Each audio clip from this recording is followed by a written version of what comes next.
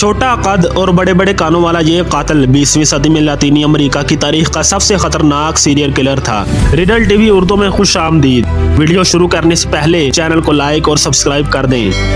دوستو، آج ہم آپ کو ایک ایسے شخص کی کہانی سنانے والے ہیں جس نے آج سے 100 سال پہلے ساؤتھ امریکہ کے ایک ملک ارجنٹائن کو وحشت میں مبتلا کر رکھا تھا۔ کائیٹانو سینٹوس گوڈینو نامی یہ وحشی درندہ 16 سال کی عمر تک 4 بچوں کو قتل کرنے، 7 دیگر بچوں کو قتل کرنے کی کوشش کرنے اور کئی مقامات کو آگ لگانے کے گھناؤنے جرائم میں ملوث تھا۔ بڑے بڑے کانوں اور چھوٹے سے قد والے اس قاتل کے والدین اٹلی سے ہجرت کر کے ارجنٹائن آئے تھے۔ اس کا باپ فیور گوڈینو اور والدہ لوسیا گوڈینو دونوں شراب پینے کے عادی تھے۔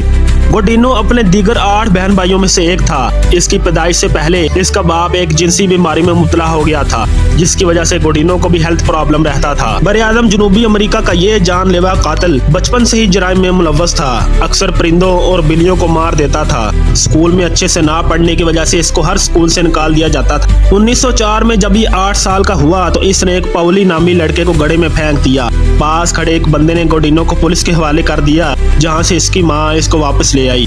1905 میں اس نے اپنی ہمسائی چھوٹی بچی اینا کو مار دیا، لیکن یہ کم عمری کی وجہ سے بچ نکلا۔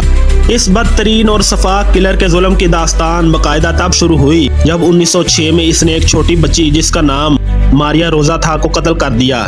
یہ بچی کو کوڑے والے پلاٹ میں لے گیا، اس کا گلا دبایا اور اس کو گڑھا کھود کر زندہ دفن کر دیا اور اوپر سے خالی بوتلوں سے گڑھے کو بھر دیا۔ اس اندھے قتل کا کوئی سراغ نہ مل سکا۔ پھر کچھ سالوں بعد اس نے خود ہی پولیس کو ساری کہانی سنا دی اور جائے واردات پر لے گیا جہاں اس نے معصوم بچی کو قتل کر کے دفنایا تھا۔ لیکن اب بدقسمتی سے اس جگہ 2 منزلہ عمارت بن چکی تھی۔ ایک دوسرے پولیس اسٹیشن میں اس لڑکی کی مسنگ رپورٹ درج تھی، لیکن یہ بچی کبھی نہ مل سکی۔ اس کے علاوہ یہ گوڈینو غلیظ جنسی بیماریوں میں بھی مبتلا تھا، جہاں کچھ عرصے کے لیے اس کے ماں باپ نے اسے جیل میں بھی دے دیا تھا۔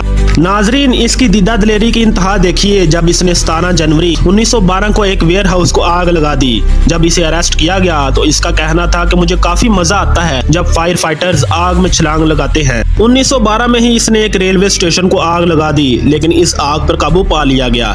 1912 میں اس نے روبرٹو نامی لڑکے کو قتل کرنے کی کوشش کی اور پھر نومبر کے مہینے میں ایک 2 سالہ معصوم بچی کو اغوا کرنے ہی والا تھا کہ اس کو ہمسائے نے بچا لیا۔ دسمبر 1912 میں ہی اس نے انتہائی وحشتناک قتل کیا جب اس نے ایک 3 سالہ لڑکے کو ٹافی دینے کے بہانے اپنے ساتھ لے جا کر قتل کر دیا اور اس بچے کے سر پر کیل ٹھونک دیے۔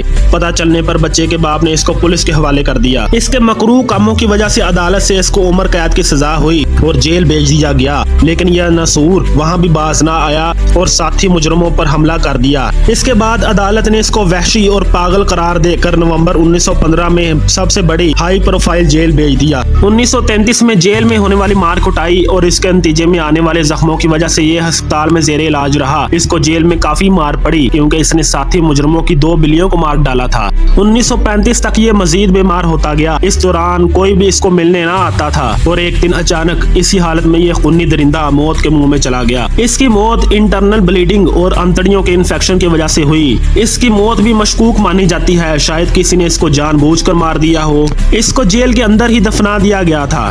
پھر جب چند سال بعد جیل توڑی گئی اور اس کی باقیات تلاش کی گئیں تو وہ بھی اپنی جگہ سے غائب تھیں۔ ناظرین، امید ہے کہ آپ کو یہ سٹوری پسند آئی ہوگی۔ ہمارے channel riddle T V Urdu کو لائک اور سبسکرائب کرنا نہ بھولیے گا۔ آپ کا بے حد شکریہ۔